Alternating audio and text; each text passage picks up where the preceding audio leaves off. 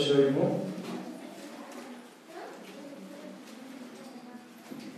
1 నుంచి 4 వచనాలు చదువుకున్నాం. 7 రోజులు మరణమైన తర్వాత ఇశ్రాయేలీయులు ఇంకా యెహోవా దృష్టికి దోషులయ్యి కనుక యెహోవా ఆశీర్వాదంలో వీళ్ళు కనాను రాజుని యాబీను చేతికి వారిని అప్పగించాను. అతని సేనాధిపతి అన్నిల అరోషతులో నివసించిన సీసెరా. అతనికి 900 ఇనుప రథములుండెను. అతడు 20 సంవత్సరములు ఇశ్రాయేలీయులను కఠినమైన బాధ పెట్టగా ఇశ్రాయేలీయులు యెహోవాకు మొరపెట్టి ఆ కాలమున లబ్బీదోతునకు భార్య అయిన దెబోరా అను ప్రవక్త్రి ఇశ్రాయేలీయులకు న్యాయాధిపతిగా ఉండెను. చిన్నమాట ప్రార్థన చేసుకుందాం. పరిశుద్ధులైన తండ్రి, కృపమైన ఇతరులకు పాటల ద్వారా స్తుతి ఆరాధన ద్వారా మీరు మాతో మాట్లాడుతూ వచ్చినందుకు స్తోత్రం చెల్లిస్తున్నాం. ప్రభువా, నీవు మమ్మల్ని ఎప్పుడు విడుదల దేవుడు విడుపాయిన దేవుడు. మేమే కొన్నిసార్లు ప్రభువా నిన్ను నైనా మా తండ్రి అర్థం చేసుకోలేక ప్రభువా మేము తడబడుతున్నాం అనేది వాస్తవం తండ్రి. మేము మంటి మనుషులను జ్ఞాపకం చేసుకుని మరలా మాతో మాట్లాడుతూ మమ్మల్ని నీ వాక్యంతో బ్రతికిస్తూ మమ్మల్ని బలపరుస్తూ మీరు చేస్తున్న కార్యాన్ని బట్టి నీకు స్తోత్రాలు చెల్లిస్తున్నాం. నిజమే తండ్రి, నేను ఏ పాటి వారునైనా మమ్మల్ని ఎంతగానో ప్రేమిస్తున్నావు, కానీ మేమైతే నేను సరిగా ఏమాత్రం కూడా ప్రేమించలేకపోతున్నాం. ఇది నేను ఎదుట ఒప్పుకుంటున్నా. మా విధేయత దయతో కనికరించండి. ప్రేమ యొక్క పొడబడలు ఎంతో గ్రహించుకోవడానికి అలాగే మేము కూడా ప్రేమలో వేరుపారి స్థిరపడి నైనా ప్రేమించుటకును మా తండ్రి పూర్ణ హృదయంతో, పూర్ణ మనస్సుతో, పూర్ణ ఆత్మతో, పూర్ణ శక్తితో నేను ప్రేమించుటకు నాకు కృపనిమ్మని యేసు ప్రభువు కొరకు వేడుకుంటున్నాం మా పరమ తండ్రి. ఆమేన్. ఆమేన్. ప్రభునందు ప్రియులారా, ఈ యొక్క న్యాయాధిపతుల గ్రంథము మనం గత వారము ఈ అధ్యాయాన్ని ప్రారంభించాం. న్యాయాధిపతుల కాలం ఎందుకు వచ్చింది అనంటే మోషే తరువాత ఇశ్రాయేలీయులకు నాయకుడుగా యెహోషువ ఉన్నాడు. యెహోషువ నాయకత్వంలో వారు నడిపించబడి కనాను అనే ప్రాంతానికి వచ్చారు. దేవుడు వాగ్దానం చేసిన వాగ్దానం నెరవేర్పును వారు పొందారు. ఎంత సమృద్ధి వాళ్ళకు ఉంది అనంటే అసలు లోటు అనేదే వాళ్ళకి ఏమీ తెలియదు అన్నమాట. మరి అలాంటి పరిస్థితుల్లో వారు సమృద్ధిని బట్టి గర్వించి వారు దేవుణ్ణి విడిచిపెట్టేసిన వారు అయిపోయారు. ఈరోజు మన జీవితాలు కూడా మనం ఆలోచన చేసుకుంటే సమృద్ధిలో మనము కలిగి ఉన్నటువంటి విశ్వాసం ఎలా ఉంది, లేవిలో మనం ఉన్నప్పుడు మన భక్తి, మన యొక్క ప్రార్థన, మన కుటుంబాలలో ఉన్నటువంటి తగ్గింపు, మనకు ఉన్నటువంటి ఆత్మీయ స్థితి ఎలా ఉంది అనేది చూసుకుంటే మనకు అర్థమవుతుంది. మనము వీళ్ళ పైకి బాగానే కనపడుతున్నాం, నీట్గా కనపడతాం, కానీ లోపల మాత్రం చాలా అసహ్యంగా ఉంటాం. ఒకసారి లోపల ఉన్నటువంటి దానిని చూచేవాడు దేవుడు కాబట్టి మనుషుల ముందు చలమనైపోతుంటాం మనం. కానీ మనం జ్ఞాపకం చేసుకోవాలి, దేవుడు చూస్తున్నది మన యొక్క జీవితాన్ని. దేవుడు చూస్తున్నప్పుడు పైన లోపల కూడా ఆయన చూసే దేవుడు అన్నాడు. హల్లెలూయా. పైన లోపల కూడా చూసే దేవుడు మన దేవుడు కనుక మనము ఆయన ముందు వీళ్ళకి చాలా మెలకు కలిగినటువంటి వారుగా ఉండాలి అనే విషయం మనము హెచ్చరించబడుతున్నాం. సరే, కనాను రాజు అయినటువంటి యాబీను అతని చేతికి అప్పగించబడిపోయిన ఇశ్రాయేలు జనాంగం దాదాపుగా అతని యొక్క సేనాధిపతి అయినటువంటి సీసెరా యొక్క భయంకరమైనటువంటి దాడుల వల్ల దాదాపుగా వారు 20 సంవత్సరాలు కఠినమైనటువంటి బాధ వారు అనుభవించారట. 20 సంవత్సరాలు వాళ్ళు కఠినమైనటువంటి బాధను వారు అనుభవించటం జరిగింది. కఠినమైనటువంటి బాధ వారు అనుభవిస్తున్న సమయంలో వాళ్ళు చేసిన పని ఏంటంటే ఇశ్రాయేలీయులు దేవునికి మొరపెట్టారు. ఎప్పుడైనా సరే మనకు ఇలాంటి పరిస్థితులు ప్రియులారా వచ్చినట్లయితే తప్పనిసరిగా మనం చేయగలిగిన పని ఏమన్నా ఉంది అని అంటే మన బలముతో శత్రువుని ఎదుర్కోలేనప్పుడు, మనకు ఉన్నటువంటి సాధన సంపత్తితో మనం శత్రువుని ఎదుర్కోలేనప్పుడు మనము చేయగలిగిన పని, చేయవలసిన పని ఏదైనా ఉంది అంటే మొదట మోకాళ్ళ మీద వంగడం మనం నేర్చుకోవాలి. అర్థమవుతుందా? మనం మోకాళ్ళ మీద వంగడం మనం నేర్చుకోవాలి. మోకాళ్ళ మీద మనం వంగడం నేర్చుకుంటే దేవుని ముందు మనము విధేయత చూపించినట్లయితే ప్రియులారా, మన జీవితం ఏమవుతుందంటే మళ్ళీ దేవుడు జ్ఞాపకం చేసుకోవడానికి ప్రియులారా కారణమవుతుంది. లేదు అనంటే మనం మొండి వాళ్ళమైతే మన జీవితాలు చాలా ఇబ్బంది పాలైపోతాయి అనుమానం లేకుండా. ఎందుకంటే ఒక వ్యక్తి ప్రియులారా దేవుని ముందు రాకుండా, దేవుని ఎదుటికి రాకుండా తన యొక్క జీవితాన్ని తనకు తాను బాగు చేసుకోలేడు, తన కుటుంబాన్ని తనకు తాను బాగు చేసుకోలేడు, తన జీవితాన్ని తనకు తాను బాగు చేసుకోలేడు.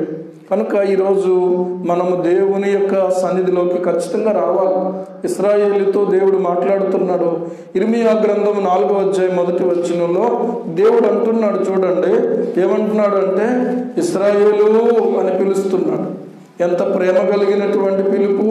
ఆ పిలుపు ఇదే యెహోవా వాక్కు. 1వ వచనం, ఇశ్రాయేలు నీవు తిరిగి రానుద్దేశించిన ఎడల నా యొద్దకే రావాలను. ఎక్కడికి రావాలి? నా యొద్దకే రావాలి. నీవు ఇటు అటు తిరుగుట మాని నీ హేయ క్రియలను నా సన్నిధి నుండి తొలగించి ఏం చెయ్యి? తొలగించి సత్యమును బట్టి, న్యాయమును బట్టి, నీతిని బట్టి యెహోవా జీవము తోడని ప్రమాణం చేసిన ఎడల జనములు ఆయన యందు తమకు ఆశీర్వాదము కలుగుననుకొందురు, ఆయన యందే అతిశయపడుదురు అనే మాట ఇక్కడ మనం మొదటి 2 వచనాలు చదువుతున్నాం. ఇశ్రాయేలు నువ్వు తిరిగి రానుద్దేశించిన ఎడల ఏం చేయాలి? నా యొద్దకే రావాలి. నువ్వు ఇక్కడికి కాదు, నా యొద్దకే రావాలి అని ఎందుకు చెప్తున్నాడు అని అంటే, ఇశ్రాయేలీయులు దేవుడు విడిచిపెట్టేసి, జీవము కలిగినటువంటి దేవుని విడిచిపెట్టేసి ఏదైతే దేవుడు అసహించుకుంటున్నాడో, లేకపోతే దేవుడు దేని గురించి అయితే రోషం కలిగి ఉన్నాడో, దేవునికే కోపం తెప్పించేటంతగా తండ్రి కానటువంటి వాడిని తండ్రి అంటే ఆ తండ్రికి ఎంత దుఃఖం ఉంటుందో, భర్త కానటువంటి వాడిని భర్త అంటే ఆ భర్తకు ఎంత రోషం ఉంటుందో, దేవుడు అలాంటి యొక్క పరిస్థితుల్లో ఇశ్రాయేలు జనాంగాన్ని అన్యుల చేతికి అప్పగించేశాడు. ఇప్పుడు వారు చేస్తున్న పని ఏంటంటే, వారు కలిగిన బాధను బట్టి, తిండి లేకపోవడాన్ని బట్టి, ఏమంటే బ్రతుకు తెరువు కష్టమైపోవడాన్ని బట్టి, ఇంట్లో ప్రతికూలమైన పరిస్థితులు ఏర్పడడాన్ని బట్టి, ఒకరి మాట ఒకరికి అతకకపోవడాన్ని బట్టి అనేక రకాలుగా ఇశ్రాయేలీయులు ఏం చేస్తున్నారో తెలుసా? అబద్ధాలకు అభ్యాసం చేశారట. వాళ్ళు అబద్ధాలను ఎక్సర్సైజ్ చేశారు. ఏమంటే ఈరోజు మన జీవితంలో కూడా చూస్తే అవే కనపడతా ఉన్నాయి. మోసకరమైన ఆలోచనలకు వారు అభ్యాసం చేశారు. ఇంకా దేవునికి విరోధమైన కార్యాలు ఏంటంటే, తమ భర్తలను విడిచి ఇతరమైన పరపురుషులను అనుసరించారు, తమ భార్యలను విడిచి ఇతర స్త్రీలను అనుసరించారు. విగ్రహారాధనలో వాళ్ళు మునిగిపోయారు. తర్వాత దేవునికి ఏది కోపం తెప్పిస్తుందో ఇప్పుడు ఆ పరిస్థితులన్నింటిలో కూడా వాళ్ళు ఉన్నారు చెప్పాలంటే.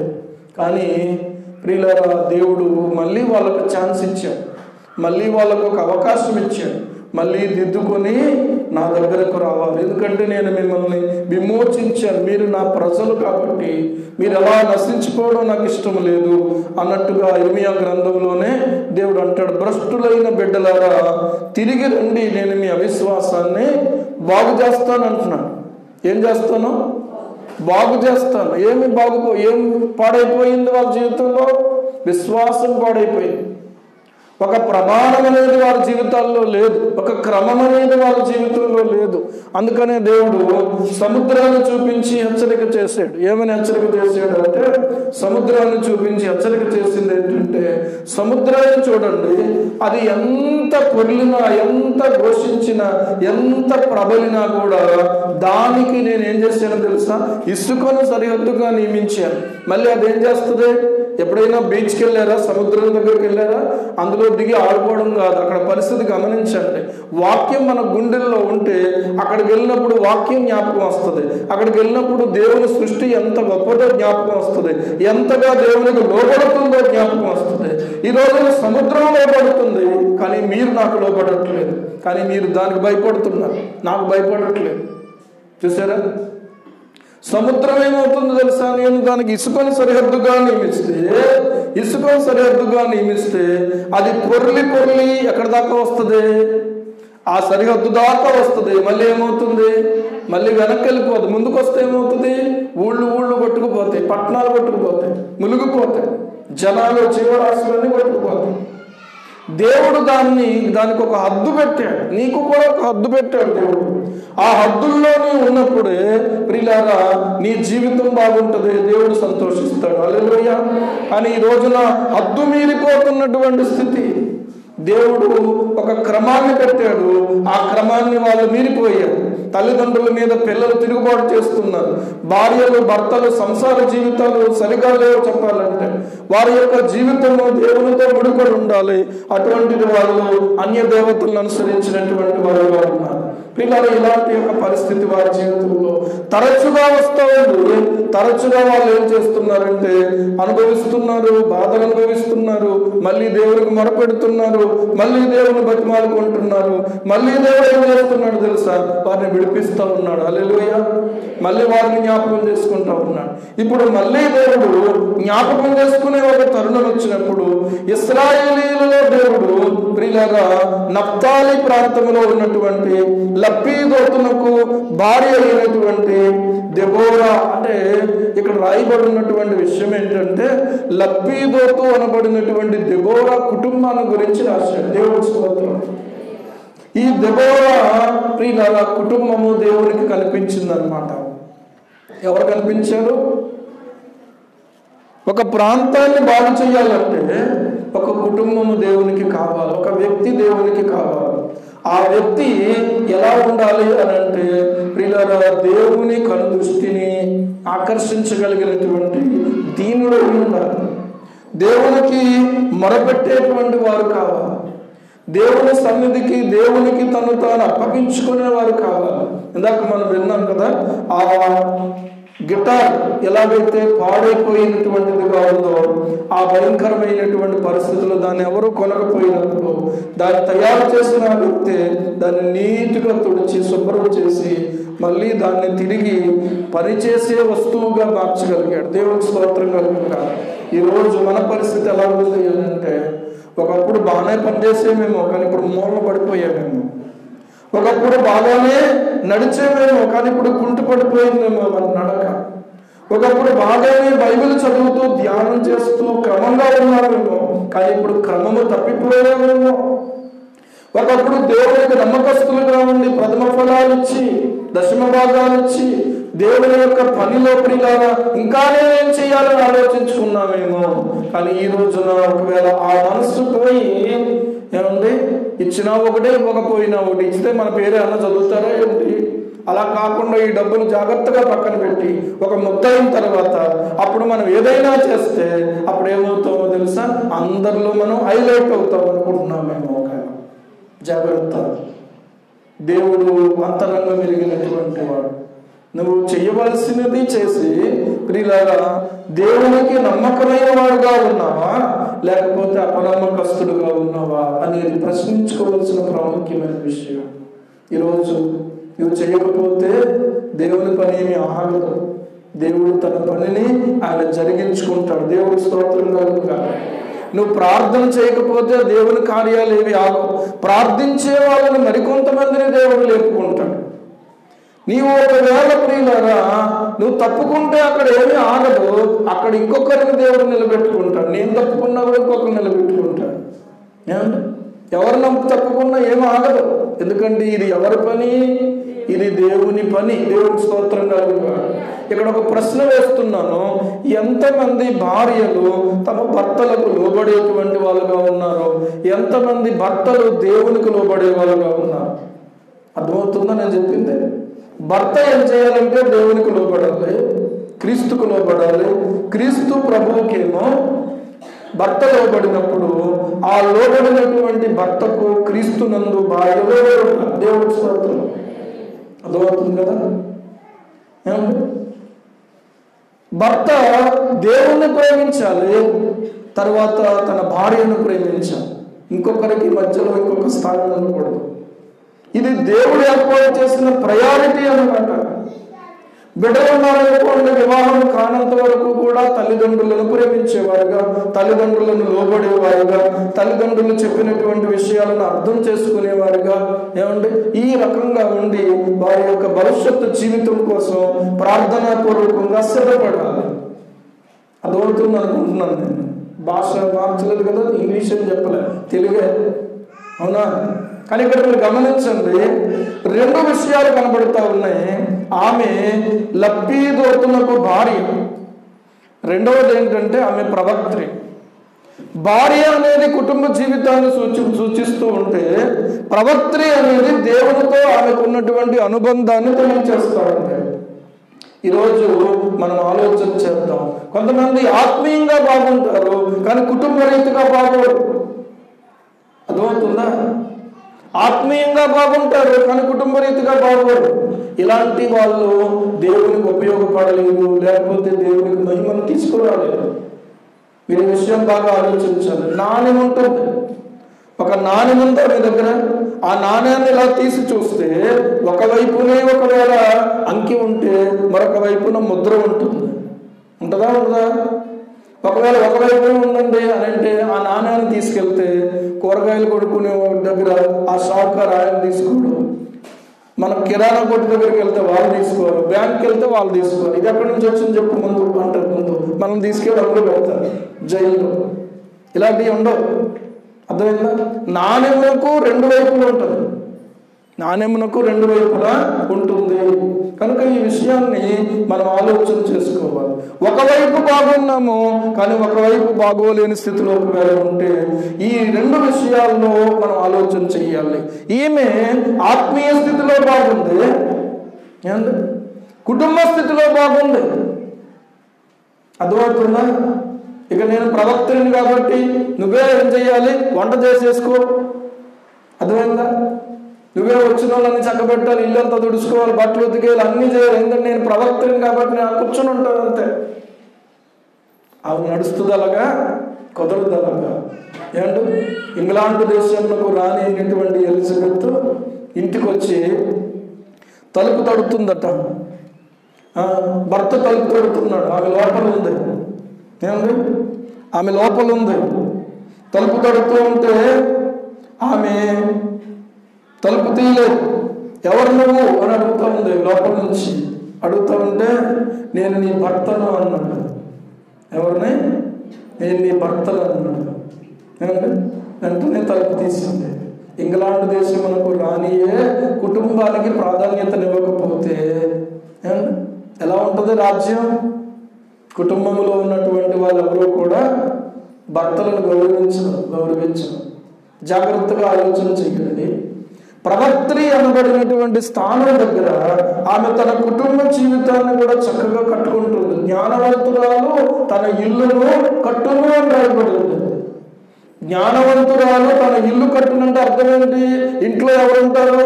ఇల్లు కడుతుందంటే ఇటుకలు, సిమెంటు, ఏమండి భీములు కట్టి ఇవన్నీ చేసి ఇల్లు చేస్తారా? ఇల్లు కట్టడం అంటే అర్థం ఏంటి? ఒక స్థలం చూసుకోండి, ఇల్లు కట్టి పెడతాం అంటారు. ఏమండి కానీ అది వేరు. ఇల్లు కట్టడం అంటే కేవలం పైకి కనబడుతున్న స్ట్రక్చర్ కాదు, లోపల ఉన్నటువంటి కుటుంబ సంబంధాలను కట్టుకోవడం. దేవుని స్తోత్రం కలుగుగా. హల్లెలూయా. అత్తమామలు ఉంటే, తల్లిదండ్రులు ఉంటే, అన్నదమ్ములు ఉంటే, కుటుంబం ఉంటే, ఇలా ఈ రీతిగా పిల్లల కుటుంబాన్ని కట్టుకోవడం అనమాట. ఇల్లు కట్టును.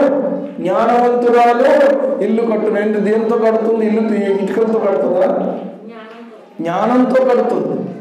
భర్తను ఎలా చూసుకోవాలో, పిల్లల్ని ఎలా చూసుకోవాలో, వాళ్ళకి ఏమేమి అవసరమో, ఏమంటే అత్తమామల్ని ఎలా చూసుకోవాలో, తల్లిదండ్రులను ఎలా చూసుకోవాలో, వచ్చినటువంటి అతిథులను ఎలా చూడాలో, బంధువులను ఎలా చూడాలో, స్నేహితులను ఎలా చూడాలో, ఇలాంటి జ్ఞానముతో తన ఇల్లు కట్టుకుంటుంది. అంతేకాదు దేవునితో కూడా తన సంబంధము చక్కగా చూసుకునేటువంటి స్త్రీగా ఉండాలి. హల్లెలూయా.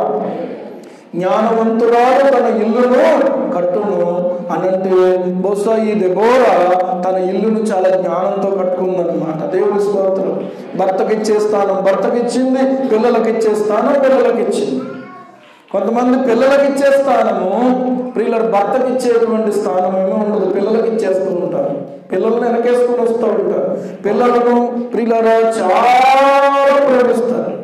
ఏమంటే పిల్లలు ఏమవుతారో తెలుసా? రేపు నేను విడిచిపోయే వాళ్ళే. భార్య భర్తే చివరికి మిగులుతారు. అర్థమైందా? శివైన జయమ్మని అడగండి, ఉన్నారు ఇప్పుడు ఆ పిల్లలు? ఉన్నారా?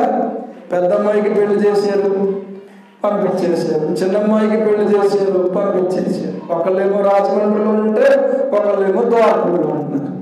ఏమండి అప్పుడప్పుడు వచ్చి చూసి వెళ్ళిపోతుంటారంటే నీ ఉండేది ఎవరో వంతుల మీద? వాళ్ళిద్దరే మనవడికి పెళ్లి చేసేసారు, మనవడు మనవరాలు, వాళ్ళకొక పిల్లడు, వాళ్ళ కుటుంబం అంతే. కనుక ఎవరు ఉండరు నీతో? ఎవరుంటారు అంటే నీ భర్త నీతో ఉంటారు, నీ భార్య నీతో ఉంటుంది. గమనించుకోవాలి. అర్థమైందా? సరే ఇంకా వెళ్ళిపోయారు కదా, ఇప్పుడు రా అంటే అప్పుడు రాదాడు. ఇప్పుడు వినంటే విందాం. ఎందుకంటే ఆల్రెడీ మనం ఏం చేసాము? కుటుంబ సంబంధాన్ని సరే కొనసాగించలేదు వారిగా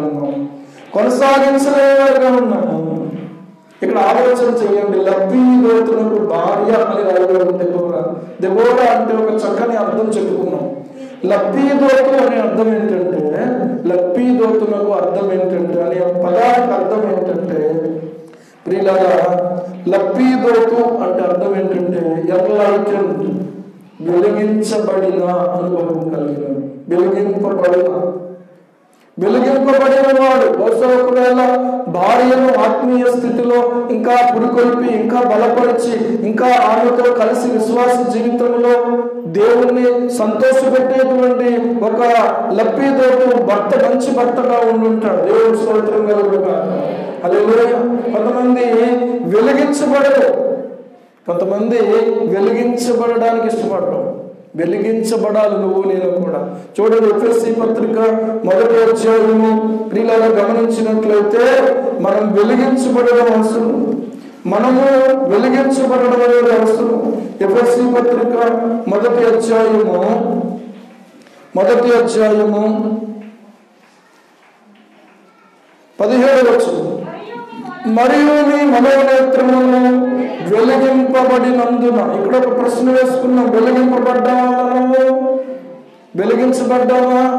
ఎంతసేపు నా భార్య, నా బిడ్డలు, నా ఇల్లు, నా పొలము, నా బండి అండ్ నా కడుపు నా అన్నట్టుగా ఉన్నటువంటి వారు వెలిగించబడిన వారు కాదు, వీళ్ళు స్వార్థపరులు.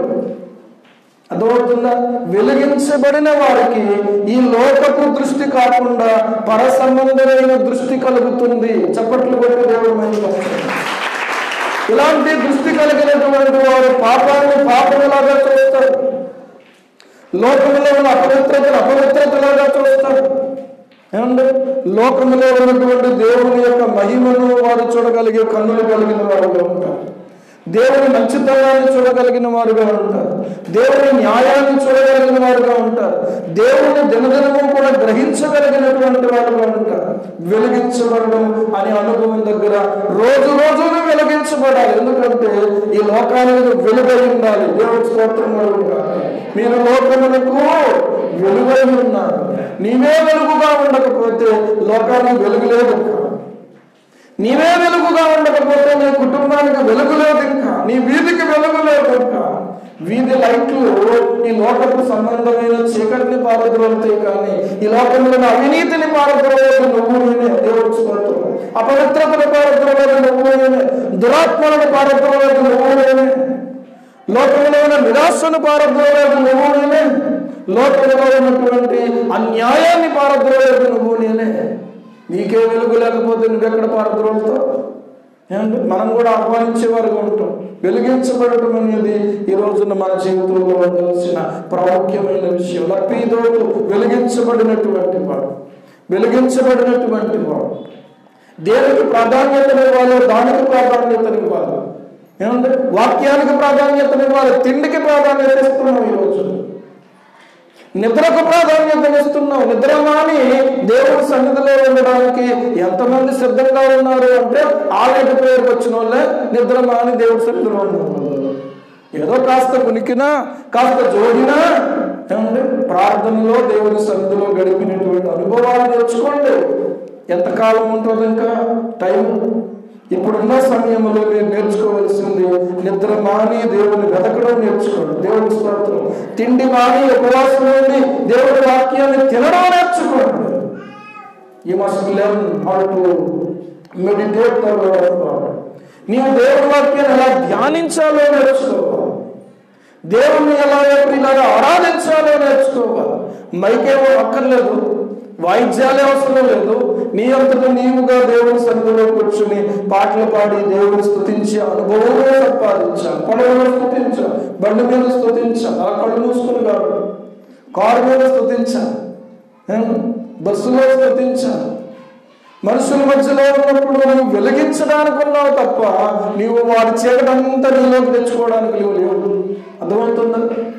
ఈరోజు గమనించండి, వెలిగించబడినటువంటి వారి యొక్క ఆలోచన విధానం ఎలా ఉంటుందంటే, ఇంతకు దేవుడు నా గురించి ఏమనుకుంటున్నాడు, నేనేం చెయ్యాలని ఇంకా ప్రభు గమనించాడు. వెలిగించబడిన వారు ఎలాగ ఆలోచించుకుంటారు, వెలిగించబడని వారు ఎలాగ ఆలోచించుకుంటారు తెలుసా? ఏం తిందుమో, ఏమి త్రాగుదుమో, ఏమి ధరించుకుందుమో. అక్కడ 1+1 ఆఫర్ అంట, ఇక్కడ 2+2 ఆఫర్ అంట. ఒకసారి చీర 100 రూపాయలు అంటే చాలా చీప్. సర్లే ఏదైనా మనకు అవసరానికి ఉపయోగపడుతుంది కదని పాత్రంగా నేను వెళ్ళిపోయింది. తీరా వెళ్తాయి కొనిలాగా లేవు చీరలు, కొనిలాగా లేవు. చూసి ఓహో దూరపు ఆ దూరం నుండి చూస్తే ఏదో ఉందనుకుంటాం. ఇదేంటో తెలుసా? ఎండమావులు లాంటి అనుభవం. అర్థమైందా? ఉపయోగపడని ఎందుకండి? ఆడు 4+4 ఇస్తే మాత్రం ఏం చేసుకుంటాం? కారు చూసుకోవడానికి, బట్ట తీసుకోవడానికి పనిచేస్తాయి, మందిరం చూసుకోవడానికి పనిచేస్తాయి, అంతే. కట్టుకోవడానికి ఉపయోగించు పనిచేయి. ఇలాంటి వ్యర్థమైన విషయాల మీద మనసు పెట్టేటువంటి వారుగానే ఉండిపోతున్నాను. ఏమంటే మరియా ఉత్తమమైన దానిని ఏర్పరచుకొని, మరి నువ్వు ఏమంటే కాస్త సమయం దొరికితే ఆ పక్కింటికి ఇలా జరుగుతావు, ఏమంటే ఆ అమ్మగారు కలిపేసేస్తే ఈ పక్కింటికి ఇలా జరుగుతావు, లేకపోతే వెనక్కి జరుగుతావు, లేకపోతే ముందుకు జరుగుతావు. ఏమంటే ఇదే కదా మన అనుభవం. వెలిగించబడిన వారు ఎలా ఉంటారు? అపవిత్రతను కోరుకునేవారుగా ఉంటారు, అపవిత్రతను ప్రియులారా పోగు చేసుకునేవారుగా ఉంటారు, అబద్ధపు మాటలను పోగు చేసుకునే వాళ్ళుగా ఉంటారు, అన్యాయాన్ని పోగు చేసుకునే వాళ్ళుగా ఉంటారు, ఆ ఇంటికి ఈ ఇంటికి నిప్పంటించే వాళ్ళ ఉంటారు. నిప్పంటే అగ్గిపులతో కాదు, ఎలాగా? మాటలతోటి. అర్థమైందా? కొంతమందికి దెబ్బలాటలు ఎట్టడం మహా ఆబి. వీళ్ళు వెలిగించబడిన వాళ్ళు కాదు.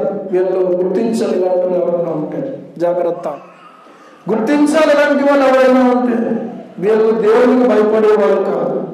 అలాంటి వాళ్ళ నుంచి నువ్వు దూరంగా ఉండాలి. దేవుని స్తోత్రంగా ఉండాలి. హల్లెలూయా. ఉదయకాలంలో ఒక అబ్బాయితో మాట్లాడాను. పుట్టినరోజు అయిందట. ఆ పుట్టినరోజులో ఏదో సంథింగ్, ఏదో గొడవ జరిగిన సంథింగ్. ఆ అబ్బాయిని ఏదో ఒక ఇబ్బందికరమైన పరిస్థితుల్లోకి వాళ్ళు తీసుకెళ్ళిపోయారు. భయపడి ఆ బిడ్డ మొత్తానికి కాలేజ్ మానేశాడు. నెల అయిందట. మెంటల్గా బాగా డిస్టర్బ్ చేసేసారు. ఎవరో తెలుసు? వాళ్ళ ఫ్రెండ్స్, దుర్మార్గులు. వీళ్ళ ఫ్రెండ్స్ ఏంటండి? ఏమండి వాడి యొక్క స్టడీ లైఫ్ను పాడు చేసేసారు. ఆ తల్లిదండ్రి వాళ్ళని అక్కడ తీసుకెళ్తారు, ఇక్కడ అన్యులు వాళ్ళ నమ్మకాల ప్రకారంగా వాళ్ళు తీసుకెళ్తాం.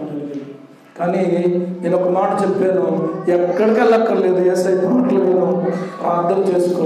దేవుడికి నీ హృదయం కావాలంతే, నువ్వు ఏ రూపాయి ఇవ్వక్కర్లేదు.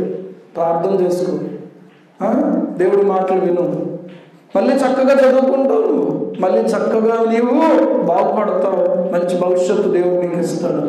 కానీ నువ్వు చేయాల్సింది అక్కడికి వెళ్ళటం కాదు. మందులు వేసుకో, ప్రార్థన చేసుకో, ఖచ్చితంగా గ్యారంటీగా బాగుపడిపోతాం. దేవుడి స్తోత్రం.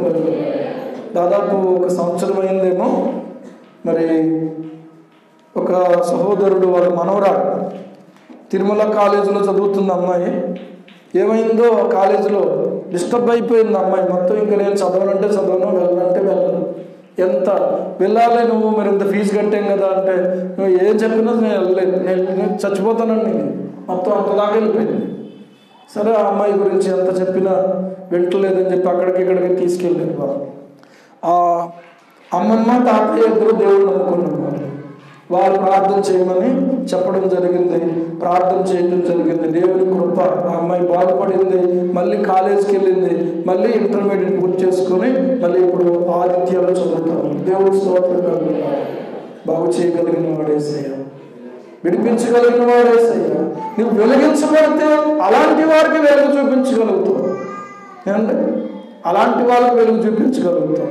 ఈ రోజున ఏంటో తెలుసా, ఫ్రెండ్సే పాడు చేస్తున్నారు మిమ్మల్ని, ఫ్రెండ్సే పాడు చేస్తున్నారు మిమ్మల్ని. ఇలాంటి పాడు చేసే వాళ్ళ ఫ్రెండ్స్ ఏంటి నీకు? ఏమంటే నీకు ఏ రకంగా వాళ్ళు ఉపయోగపడుతున్నారు? నేను చెప్పాను, అలాంటి ఫ్రెండ్షిప్ మళ్ళీ ఎప్పుడు కూడా నువ్వు చెయ్యొద్దు. అమ్మా నాన్న ఎంత బాధపడి ఉంటారు, నువ్వు వాళ్ళ మాట కూడా కొట్టేసి వెళ్ళి ఉంటావు కదా. అలా చేయకు బాబు. ఈ రోజు నుంచి చక్కగా మంచి ఆలోచనలు కలిగి ఉంటూ మళ్ళీ మంచిగా నీ జీవితాన్ని దేవుడు మారుస్తాడు. ఒక పేజ్ తీయగానే ఇంకొక పేజ్ పుస్తకం ఎలా ఉంటుందో నీ బ్రతుకులో దేవుడు ఇంకొక పేజ్ ఇస్తాడు. దేవుడు స్తోత్రం కలిగి ఉంటాడు. గతాన్ని నువ్వు అలాగా ఆలోచించుకుంటూ తలచుకుంటూ ఉండదు. అప్పటికప్పుడు ఆ ఇన్సిడెంట్ జ్ఞాపకం రాగానే ఈ పిల్లవాడు ఏమైపోతున్నాడో తెలుసా, శివరింగ్ వచ్చేసి ఎక్కడికక్కడ పడిపోతున్నాడు. కాలేజ్ మానిపించేసాడు. ఇదే నా ఫ్రెండ్షిప్, ఇదే నా ఫ్రెండ్షిప్. ఇలాంటి ఫ్రెండ్స్ మీరు కలిగి ఉంటే మీరు నష్టపోతారు. చెప్తున్నాను, నష్టపోతారు. వీళ్ళని గమనించండి, ఆధ్యాత్మికమైనటువంటి అభివృద్ధి నీ జీవితంలో ఉంటే నీవు వెలిగించబడుతూనే ఉంటావు. దేవుడి స్తోత్రం. వెలిగించబడడం అంటే అర్థం ఏంటంటే రోజు రోజు కొంచెము ప్రత్యక్షత దేవుడు కలుగు చేస్తూ ఉంటాడు, గ్రహింపు కలుగు చేస్తూ ఉంటాడు. ఈ రోజు నువ్వు బైబిల్ చదువుతుంటే నీకు ఏ విషయం అర్థం కాలేదు, మళ్ళా కొన్ని రోజుల తర్వాత అదే భాగాన్ని చదువుతుంటే మళ్ళీ నీకు గ్రహింపును కలుగు చేస్తాడు పరిశుద్ధాత్మ దేవుడు. నీకు అర్థమయ్యేది పక్కన నువ్వు దాటి వెళ్ళిపోవచ్చు, పర్లేదు. నీకు అర్థమయ్యేది నువ్వు తీసుకో, అర్థం కానిది దేవుడు తర్వాత నీకు గ్రహింపు కలుగు చేస్తాడు. దేవుడు వెలుగై ఉన్నాడు, ఆయన నిన్ను వెలిగిస్తాడు. దేవుడు స్వతంత్రంగా ఉన్నాడు. ఈ వాక్యము నా పాదములకు దీపము, నా త్రోవకు ఏమై ఉన్నది, వెలుగై ఉన్నది అని అంటాడు. ఏమై ఉన్నది, వెలుగై ఉన్నది, వెలుగై ఉన్నది. చూడండి, కుటుంబ జీవితంలో ప్రియులారా ఆమె చక్కగా కనబడుతూ ఉంది. అందుకనే ఆమె ఒక క్రమమైనటువంటి కుటుంబంగా ఉంది. తన కుటుంబం క్రమమైనటువంటి ఆత్మీయ స్థితి ఉంది. ఆమె జీవితంలో భర్తకు 2వ స్థానం ఇచ్చింది, మొదట దేవునికి స్థానం ఇచ్చింది. ఇంకా మధ్యలోకి ఎవరు రారా, మధ్యలోకి ఎప్పుడు ఎవరు రాకూడదు. మధ్యలోకి వచ్చిన మనుషులు జీవితం పాడు చేసేవారు, కుటుంబాన్ని కూడగొట్టేవారు. తల్లిదండ్రులకు పిల్లలకు మధ్యలోకి ఎవరు రాకూడదు. పిల్లలు తమ దేవుడి తర్వాత తల్లిదండ్రుల మాట వినాలి. దేవుడి స్తోత్రం. అర్థమవుతుందా మీకు? కుటుంబ జీవితం అనేది ఈరోజు చాలా ప్రాముఖ్యం. ఈరోజు ఏం పాడైపోయిందో తెలుసా, కుటుంబ వ్యవస్థ అనేది పాడైపోయింది. ఏం పాడైపోయింది? కుటుంబ వ్యవస్థ అనేది పాడైపోయింది. దాన్ని బాగు చేసుకోవడానికి ఈ రోజున మనం శ్రద్ధ వహించాలి. ఇల్లు ఏదైనా పాడైపోతే, ఫ్యాన్ పాడైపోతుంది, పాడైపోయింది, ఏమండి ఏం చేస్తాము? బాగు చేసుకోవాలని ప్రయత్నం చేస్తాం.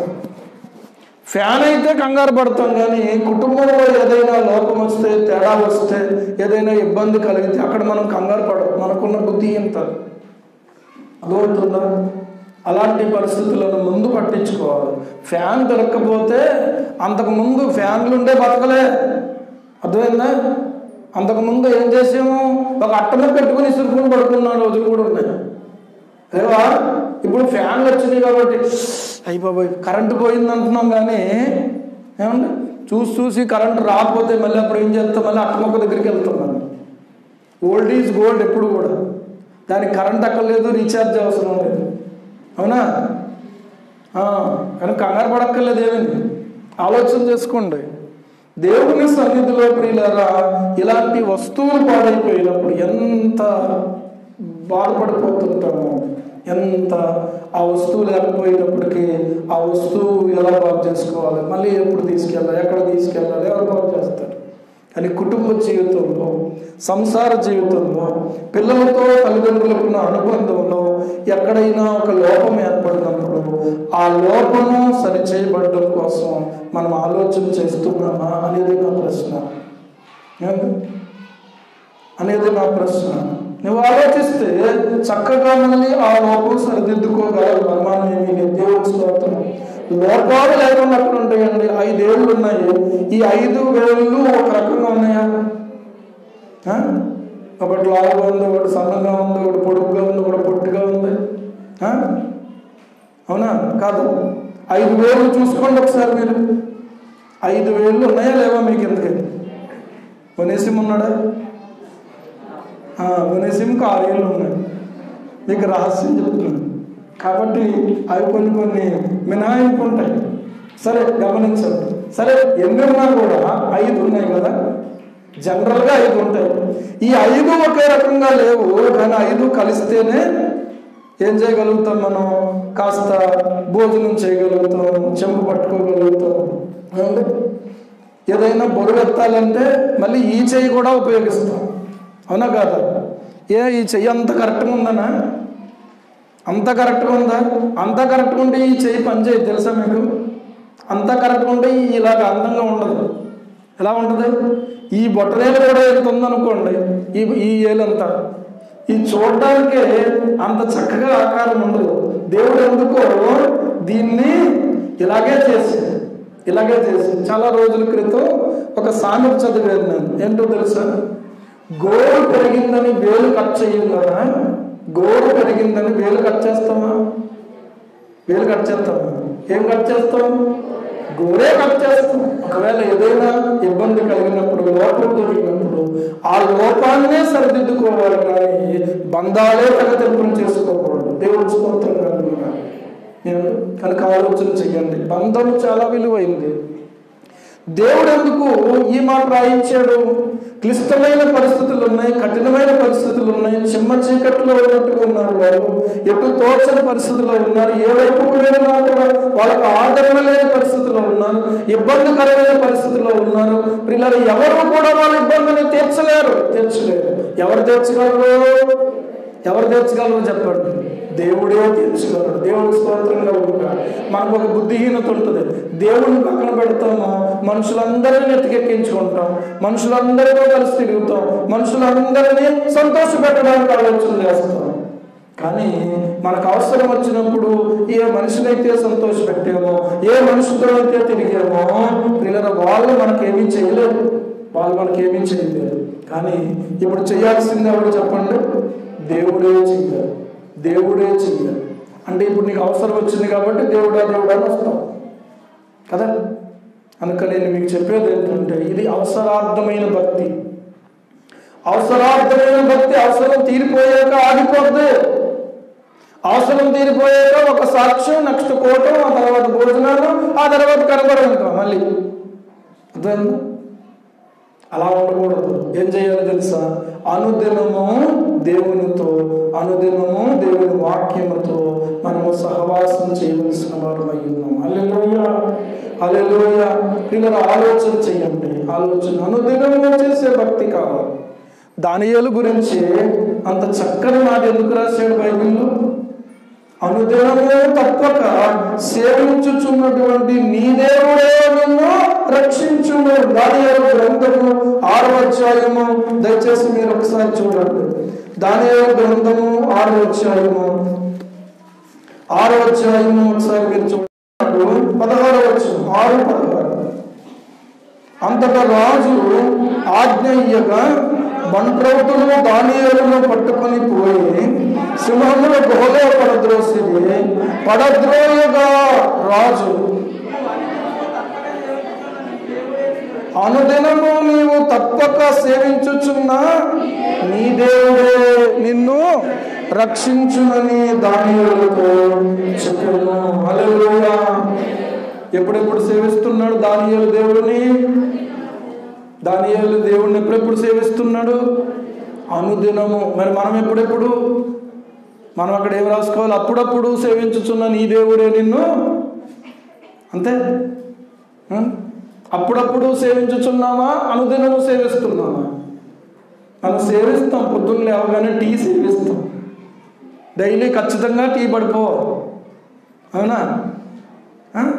కానీ ఒక మాట చెప్తున్నాను, ఏమండి, అనుదినము దేవుని సేవించేటువంటి ఒక అనుభవము దానియేలులో ఉంది. అదే అతనిని దేవునికి ప్రియులుగా చేయగలిగింది, దేవునికి ప్రియులుగా, బహుప్రియులుగా మార్చేసింది. హల్లెలూయా. ప్రార్థన నిన్ను దేవునికి బహుప్రియుడుగా మార్చేస్తుంది. అర్థమైందా? ప్రార్థన ఎగ్గొడితే మనుషులకు నువ్వు బహుప్రియుడు. ఏమంటాడో తెలుసా మన ఫ్రెండ్, రే రోజు ప్రతి వారం వెళ్తావు కదరా, ప్రతి ఆన్లైన్ పేరుకి వెళ్తావు కదా, ఈ కొంచెం నా కోసం ఏంటి ఇందులోకి వచ్చేస్తాడు, మళ్ళీ మామూలుగా ఉపయోగించుకుంటాడు, మళ్ళీ ఇందులో కూడా వచ్చేస్తాడు.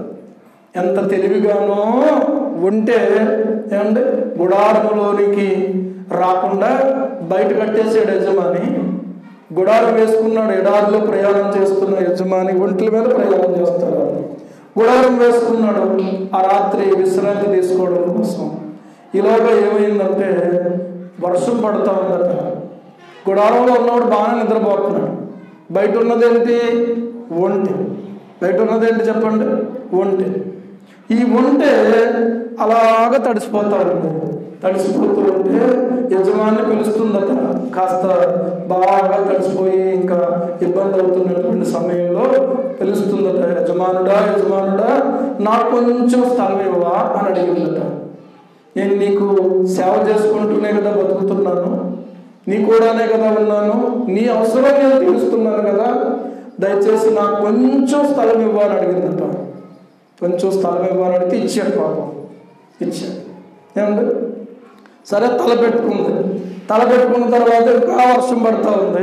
ఆ తర్వాత ఏమందంటే, అయ్యా నాకు నువ్వు ఎంత మంచి యజమానుడు, నిజంగా ఎవరైనా అయితే ఇలా పశువుని పట్టించుకోడు, నిజంగా దాన్ని ఉపయోగించుకుని వదిలేస్తారు, నువ్వు ఎంత మంచి యజమానుడు, కాబట్టి నువ్వు ఏం చేస్తావంటే ఇంకొంచెం స్థలం ఇస్తే నా తలే కాదు నా మూపురం కూడా లోపల దాచుకుంటాను అన్నమాట. ఏంటి? ఆ మూపురం కూడా కొంచెం లోపలికి ఇలా జరిపింది. ఈయన నెమ్మదిగా ఏమవుతున్నాడంటే, గుడారం ఎంత ఉంటుంది, ఆ గుడారంలో నుంచి కాళ్ళు బయటకు వచ్చినాయి. ఇప్పుడు కాళ్ళే కదా తడుపుతున్నాయి అనుకున్నాను. ఇప్పుడు ఏమండి, సరే కాసేపు తర్వాత మళ్ళీ పిలుస్తుందట. ఇంకా ఎంత మంచి యజమానుడు నాకు అర్థమైపోయింది, ఇక కొంచెం బాగానే ఉంది, ఒకవేళ ఇంకా స్థలం ఇస్తే ఇంకా కొంచెం కూడా నేను లోపల తలదాచుకుంటాను అని అందట. చివరికి యజమాని ఎక్కడ ఉన్నాడు తెలుసా? గుడారానికి బయట. గుడారంలో ఉన్నదేంటి? గుడారం మొత్తం ఉన్నదేంటంటే ఒంటి. అలాగైపోతుంది మన జీవితం కూడా. కొంచెమే ఏమంటే, బాబు రాలేదేంటి అంటే, ఇక్కడ ఒంటి మీదకి రమ్మన్నాడు అని బాబు. వాడు ఒంటి మీద ఎక్కించుకున్నాడు. పాప ఇరుబాగులోడు ఎక్కడ రమ్మంటాడు వెళ్ళిపోతాడు అన్నమాట.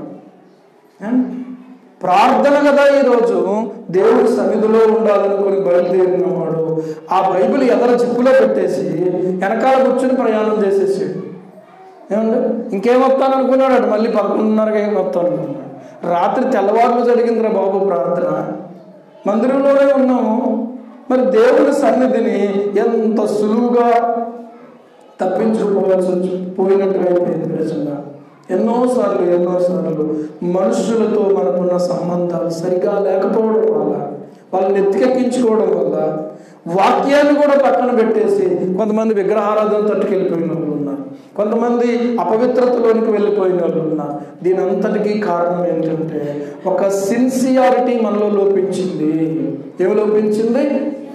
నీ డ్యూటీ సిన్సియారిటీగా చేస్తేనే కదా నీకు అక్కడ జీతం ఇచ్చేది.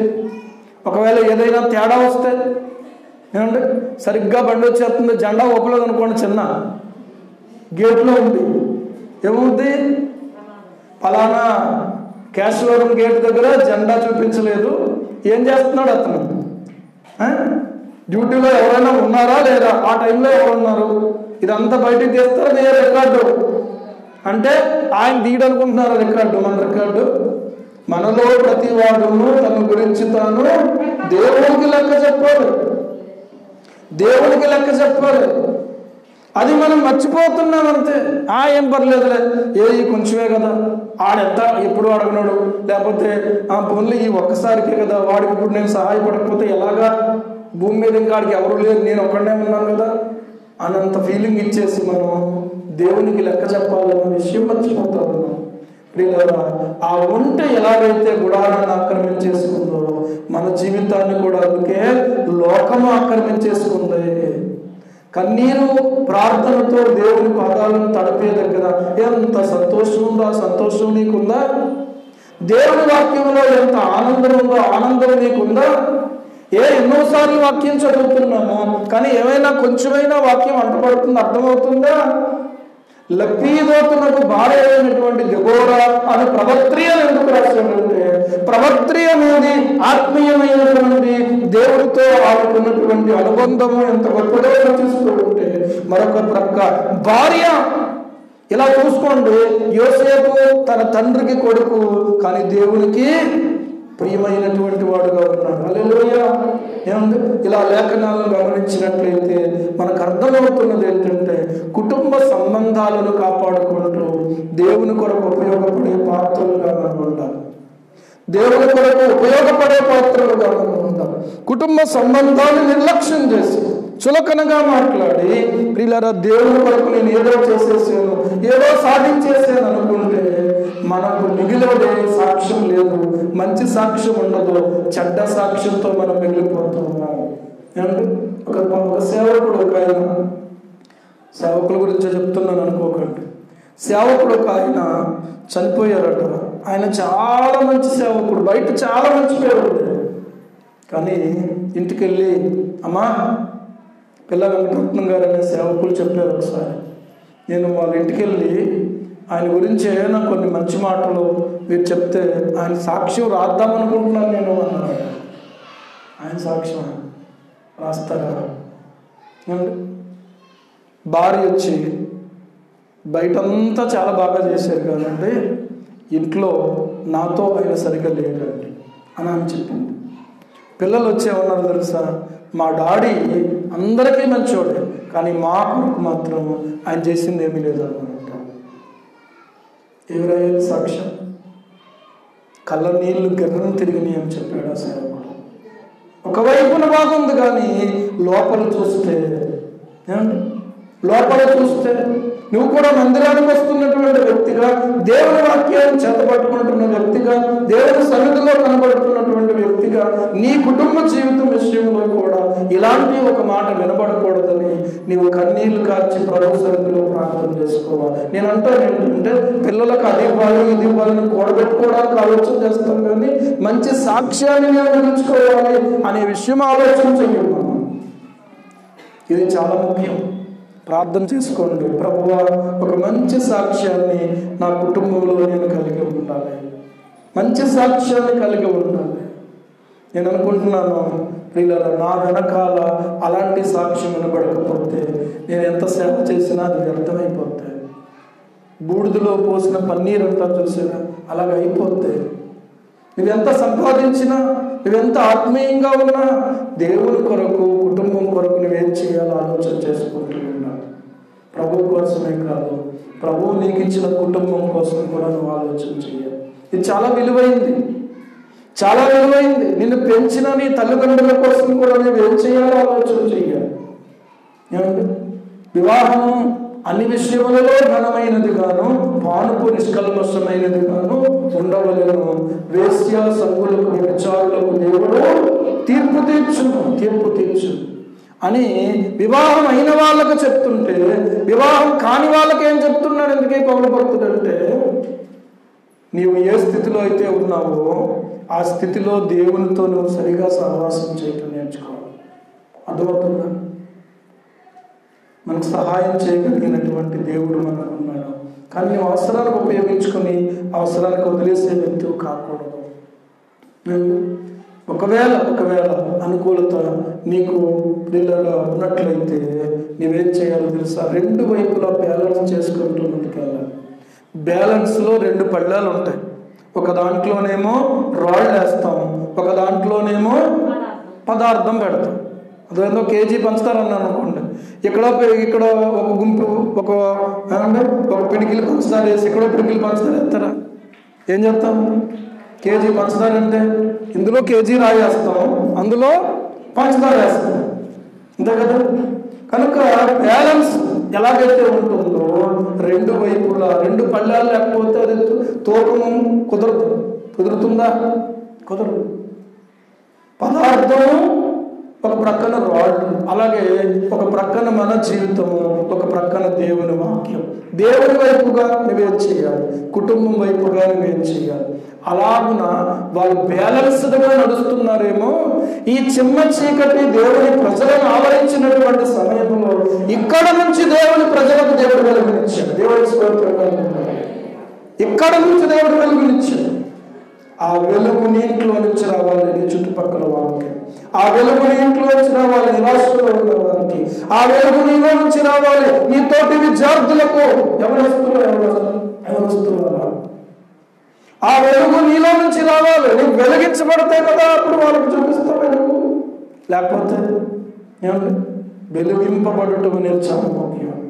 సంవత్సరాల తరబడి మందిరంలో ఉండొచ్చు, వయస్సు పెరుగుతుండొచ్చు, కానీ వెలిగించబడ్డావా నువ్వు?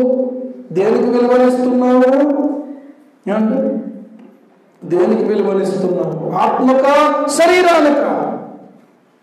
అలాగే నీ ఆత్మక, ఇతరుల ఆత్మక కూడా. నీకు దేవునితో సంబంధం ఉంది, ఇతరులను ఆ సంబంధంలోనికి తీసుకురాగలిగిన శక్తిని దేవుడు నీకు అనుగ్రహించేవాడు. నీలో నుండి దేవుడు వారి కొరకు పనిచేస్తాడు. దేవుని స్తోత్రం కలుగుగా. హల్లెలూయా. మొదటి కొరింథీ పత్రిక 15:10 చూస్తే అక్కడ ఏం రాయబడిందో తెలుసా? అయినలో నేనేమై ఉన్నానో అది దేవుని కృప వలన అయి ఉన్నాను అని అంటాడు. ఏమై ఉన్నానో దేవుని కృప వలన అయి ఉన్నాను. మీ అందరికంటే ఎక్కువగా నేను ప్రయాసపడ్డాను అని అంటాడు. హల్లెలూయా. ఈరోజు ఆలోచన చేసుకుందాం. ఏం చేశాను? నేను ఎక్కువ ప్రయాసపడ్డాను. ఏమంటాడు తెలుసా? ప్రయాసపడినది నేను కాను, నాకు తోడై ఉన్న దేవుని కృపయే. నీలో నుంచి దేవుని కృప ప్రయాసపడడానికి నీవు ఇష్టపడుతున్నావా? నీవు కోరుకుంటున్నావు అలాంటి అనుభవాన్ని? ఎవరో చేస్తారులే, ఎవరో వాళ్ళకే బహుమానం వస్తుంది, చేసిన వాళ్ళకి. చేయని వాళ్ళకి ఏమొస్తుంది? ఒక మాట చెప్తున్నాను, పరిచర్య చేయటానికి చాలా మంది మేం చేస్తాం అని అంటే కొన్ని పరిచర్యలు అప్పగించాం. ఏ పరిచర్య అయినా చేయటానికి సిద్ధంగా ఉన్న వాళ్ళు కొంతమందికి కొన్ని పనులు అప్పచెప్పాం కదా. ఏ పని అప్పచెప్పినా చేస్తామన్నటువంటి వాళ్ళు ఒకసారి మీరు చెయ్యొద్దండి. ఒకసారి మీరు చెయ్యొద్దండి. పరిచర్యలో ఉన్నవాళ్ళు కాదు, మిగిలిన వాళ్ళు. ఒకసారి విశ్వాసులైన వారు నా పేరు చెప్పలేదు, మాకు ఏ పని అప్పచెప్పలేదు అన్న వాళ్ళు చెయ్యొద్దండి. అర్థం అది మీకు. మందిరం పరిచర్య కొంతమంది చేస్తున్నారు. అక్కడ ఈ పక్కన స్థలము, ఈ పక్కన స్థలం, మొక్కల పరిచర్య కొంతమందికి అప్పచెప్పారు. ఇలా కూడా చూస్తే కొన్ని బాధ్యతలు కొంతమందికి అప్పగించడం జరిగింది. ఏ రీతిగా కూడా మేము కూడా చేస్తామంటే ఇక పని ఏముంది అనుకున్నటువంటి వాళ్ళు ఎవరైనా ఉంటే మీరు చేయొద్దాం ఒకసారి. ఓకే, 1 2 3 అంతే. అంటే మిగిలిన వాళ్ళకి అందరికీ మీకు అప్పచెప్పిన పనులు ఉన్నాయా? అప్పచెప్తే చేయగలమా అనుకుంటున్నారా? 4 5 చేతులు వేసినాయి అంతే. మీరు ఏం చేస్తారంటే మీరు ఇంటికి వెళ్ళిన తర్వాత 1 గంట ఈ పరిచర్య కొరకు ప్రార్థన చేయండి. దేవుని స్తోత్రం. అర్థమవుతుందా? 1 కోటి రూపాయలు ఎన్నున్నాను అనుకోండి, అయ్యి బాబా 1 కోటి రూపాయలే ఎలా కనపడుతున్నాను నేను అనుకోవచ్చు. ఏమన్నాను? 1 గంట ప్రార్థన చేయండి. ఆత్మలు నశించిపోతున్న ఆత్మలు రక్షించబడాలి. సంఘములో ఉన్నటువంటి వాళ్ళు మన ఆన్లైన్ ప్రేయర్లో కొన్ని పేర్లు రాసి చీట్లు వేసారు. ఒక్కొక్కరికి ఒక్కొక్క చీట్ వచ్చింది. కొన్ని బాధ్యతలు ప్రార్థన చేయడానికి మీరు నమ్మకంగా గుర్తుపెట్టుకొని ప్రతిరోజు భారం కలిగి ప్రార్థన చేయాలి. ఆ వ్యక్తుల కోసం వాళ్ళని ఎలా మళ్ళీ దేవుని కొరకు ఉజ్జీవింప చేయాలి. ఒకవేళ రక్షించబడిన వాళ్ళు అయితే వాళ్ళు ఉజ్జీవింప చేయాలి. కొంతమంది పేర్లు రాయలేదు, వాళ్ళు ఉజ్జీవంలో లేని వాళ్ళే. కానీ మీకు తెలిసినటువంటి అలాంటి వ్యక్తులు ఎవరైనా ఉంటే వాళ్ళ కొరకు మీరు ప్రార్థన చేయండి. చూడండి, 2 విషయాలు చెప్తున్నాను ఈరోజు. నాణానికి 2 వైపులు ఉన్నట్టు నీకు నీకు నాకు కూడా రెండు కోణాలలో మనం ఏం చేయాలి తెలుసా? మన జీవితాన్ని కట్టుకోవాలి. దేవుడు స్తోత్రంగా ఉండాలి. ఒకవైపున దేవుని వైపుగా, రెండవది కుటుంబం వైపుగా. అర్థమవుతుందని చెప్పింది. ఒకవైపున దేవుని వైపుగా, ఒకవైపున కుటుంబం వైపుగా. ఈ రెండు వైపులా కూడా సరిగా ఉన్న కుటుంబంలో నుంచి చిమ్మ చీకట్లో ఉన్న ఇశ్రాయేలు ప్రజలకు వెలుగు వచ్చింది. దేవునికి మహిమ కలుగును. దేవుని మాట వచ్చింది, దేవుని సందేశం వచ్చింది, దేవుని తీర్పులు వచ్చింది, దేవుని యొక్క ఆదరణ దొరికింది. ఈరోజు నీవు నేను అలాంటి ఒక మంచి స్థితిలోనికి రావాలని పరిశుద్ధాత్మ దేవుడు కోరుతూ ఉన్నాడు. ఇప్పుడు కూడా ఉన్నది వెలుగేగా లోకంలో, చీకటే ఉంది ఇప్పుడు కూడా మన కళ్ళ ముందు లోకంలో. చూడండి, మనుషులు ఎటుబడిన అటు తిరుగుతున్నారు. విచ్చలవిడితనం పెరిగిపోయింది. భయభక్తులు లేవు, విశ్వాసం లేదు. దేవుడు అంటే లెక్కలేనటువంటి వాడుగా ఉన్నారు, వాక్యం అంటే లెక్కలేనటువంటి వాళ్ళుగా ఉన్నారు. ఇప్పుడు నీవు ఏం చేయాలంటే అలాంటి వాళ్ళకు వెలుగును కూడా నీవే ప్రభు యొక్క కృపాస్థలను ఉపయోగించుకోవాలి. ప్రభాను వాడుకో. ఈరోజు ఆ పాట పాడదాం అనుకున్నాను, కానీ నాకు పాటల వరం లేదు. దేవుడు ఇచ్చేలాగా ప్రార్థన చేయండి. ఓకే, అయినా పాడతాను. ప్రార్థన చేసుకుందాము. ఈ పాటను అర్థం చేసుకుంటూ అందరూ కూడా దయచేసి ఒక్క నిమిషం మీరు లేచి నిలబడండి. వాడిపోకముందే నన్ను వాడుకో, పొద్దు వాలిపోకముందే నన్ను వాడుకో, నన్ను వాడుకో, పొద్దు వాలిపోకముందే నన్ను వాడుకో.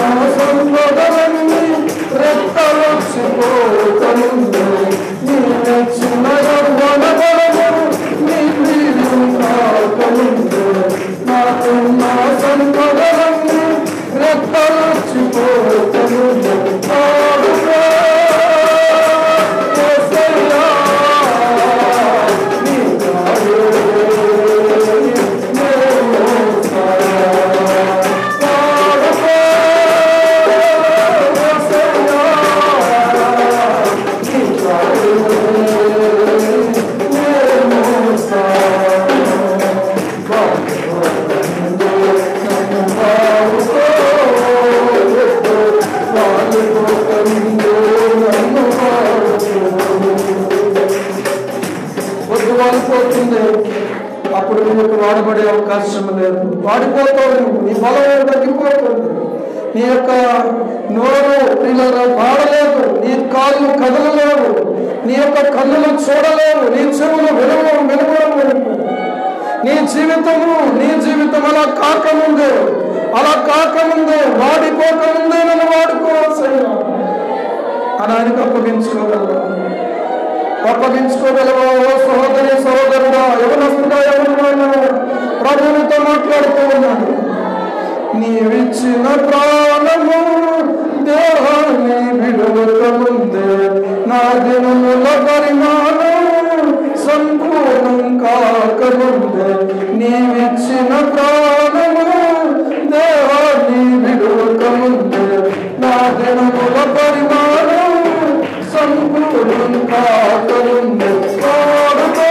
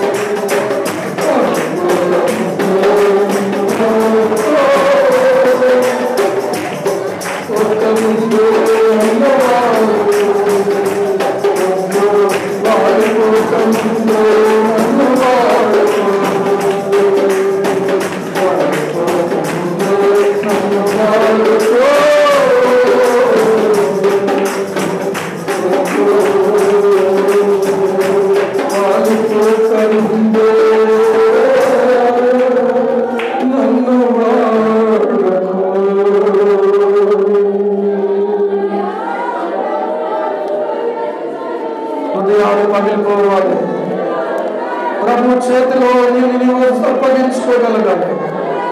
ప్రభువా నన్ను వాడుకోలేను, నా ఇంటిలో వెలుగు తెచ్చు, నా కన్నులకు వెలుగు తెచ్చు, నన్ను వెలిగించు, నన్ను వెలిగించు యేసయ్యా, వెలిగించు యేసయ్యా, వెలిగించు యేసయ్యా. నీ వెలుగు నాకు తెచ్చేను, చిన్న చీకటిలో నన్ను వెలుగుగా చేయి ప్రభువా. నాలో నా పవిత్రతను కాల్చివేయనని, నీ ఆత్మతో నింపునైనా నన్ను, నీ వాక్యముతో వెలిగించునైనా నన్ను. నువ్వు వెలిగించబడాలి సోదరి సోదరుడా. ఈ కరుజాలు కాల సమయంలో ఎవరొస్తున్నా నువ్వు వెలిగించబడాలి, నువ్వు మండించబడాలి, నువ్వు ఒక జ్యోతిగా కనిపించాలి. నువ్వు ఒక జ్యోతివి కావాలి. నీలో నుంచి వెలుగు విడుదల కావాలి, నీలో నుంచి వెలుగు విడుదల కావాలి. నీ మాటలు వెలుగుగా ఉండాలి, నీ చూపులు వెలుగుగా ఉండాలి, నీ ఆలోచనలు వెలుగుగా ఉండాలి, నీ యొక్క ఉద్దేశాలు వెలుగుగా ఉండాలి. దుష్టుడైన అపవాది యొక్క కోటలను కోల్చగలిగినటువంటి వ్యక్తిని నువ్వు కావాలని పరిశుద్ధాత్మ దేవుడు నేను కోరుతున్నాను. నువ్వు కావాలందుకు ఆయనకి, నువ్వు కావాలందుకు ఆయనకి, భార్య భర్తలు కావాలి ఆయనకి, పిల్లలు కావాలి ఆయనకి, కుటుంబము కావాలి ఆయనకి. జ్ఞాపకం చేసుకున్నాను, జ్ఞాపకం చేసుకున్నాను. సమయం అయిపోతుంది, సమయం అయిపోతుంది. స్వేచ్ఛతో జనాలు ఎటుబడినట్టు వెళ్ళిపోతున్నారు, ఎలా పడితే అలా మాట్లాడుతున్నారు, ఎలా పడితే అలా ప్రవర్తిస్తున్నారు. నన్ను జ్ఞాపకం చేసుకోవాలి, నన్ను జ్ఞాపకం చేసుకో. ప్రతి విశ్వాసి కళ్ళు మూసుకొని ప్రభు తట్టు మీరు ఈ మాటలు చెప్పండి.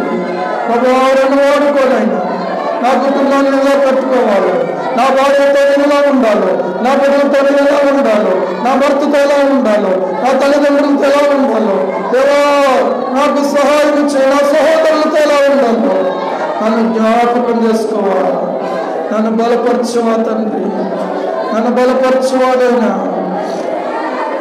ఆగిపోక సాగిపోవాలి, ఆగకుండా వెలుగుతూ ప్రకాశించుతున్న జ్యోతిలాగా ఉండాలి. ఆరిపోకూడదు అయ్యా, ఆగిపోకూడదు, ఆరిపోకూడదు నాయన. దయచేసి నువ్వు నాకు సహాయం చేయకు. పరిశుద్ధాత్మ దేవుడు నీతో మాట్లాడుతున్నా. నీ హృదయాన్ని కఠినపరచుకోకు, నీ హృదయాన్ని కఠినపరచుకోకు. పరిశుద్ధాత్మ దేవా స్తోత్రం.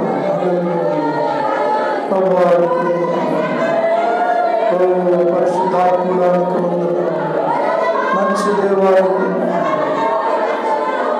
మంచి భార్యగా, మంచి తల్లిగా, మంచి కుమార్తెగా, మంచి కుమారుడుగా, మంచి కుటుంబంగా ఉండడానికి ప్లీజ్ ఇదొక్కటే ప్రభుని అడుగుదాం, ఇదొక్కటే ప్రభుని అడుగుదాం.